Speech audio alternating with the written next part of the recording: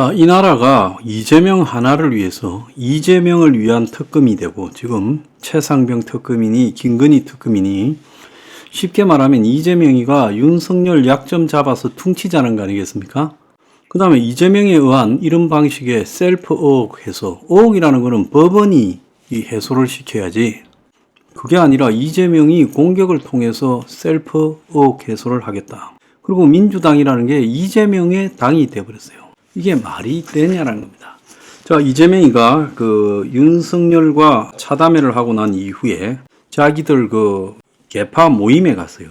그래서 윤 만나고 난 뒤에 이재명이 곧바로 간 게 당의 지도부를 만나러 간 게 아니라 이재명의 친명계 모임 혁신회의라는 그 멤버들이 만찬이 열리는 여의도의 한 식당으로 갔다는 거예요. 그러니까 이 4월 29일 날 이재명이 윤 만나고 밖으로 나가서 곧바로 만찬 장소로 갔다는 거예요.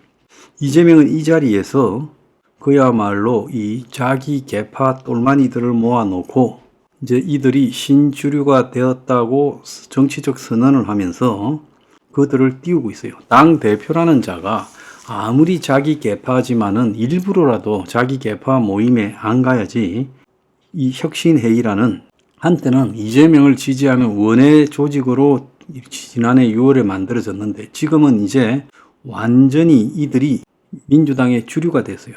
그래서 이재명 지지 유튜버들이 이들 행사를 생중계를 했어요. 그리고 이들은 이재명 지지 유튜브에 출연해서 앞다퉈 이재명을 위한 충성을 맹세하고 있어요. 그래서 이 혁신회의와 친명 유튜버 간에 지금 협업을 통해서 이재명의 단식, 그리고 체포 동의안, 그리고 법원의 구속영장 기각 등을 생중계했어요.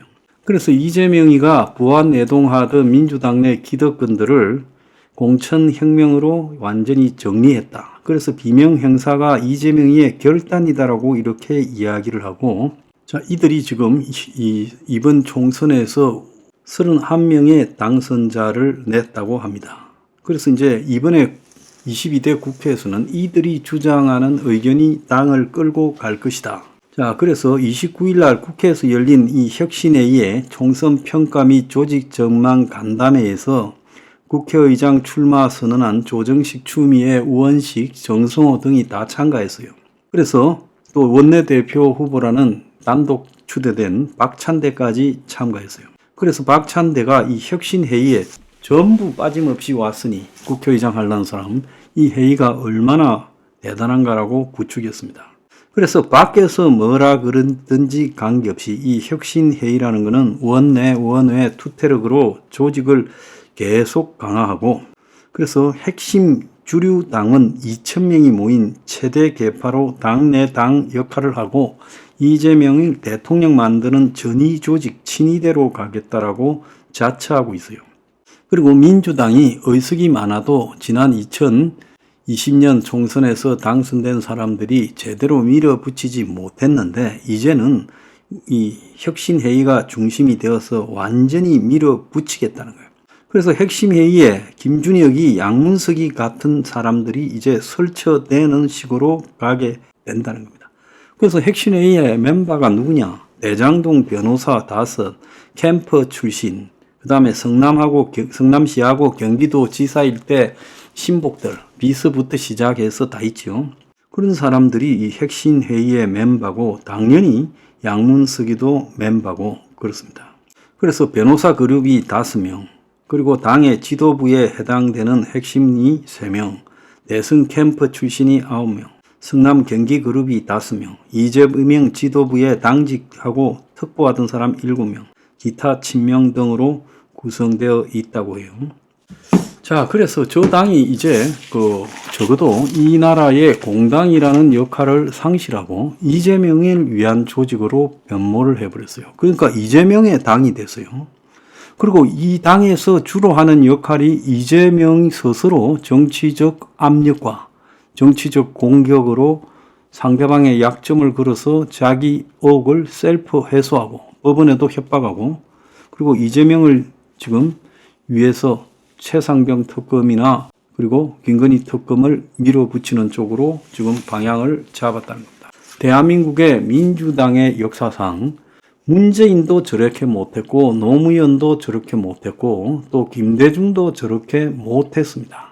할 수 있어도 차마 못한 부분들이 있는데 할 수 있어도 차마 못한 것을 해버리는 이재명이가 정말 놀랍다고 저는 보고 있습니다. 저 사람은 자신의 목표를 위해서는 국민적인 여론이나 대중의 평가나 언론의 보도를 전혀 개의치 않고 밀어붙이고 그리고 결과만 자기 원하는 대로 되면 그 과정에서의 이 비도덕성이나 불법이나 이런 것들은 문제가 안 된다고 생각하는 수준의 사람이에요.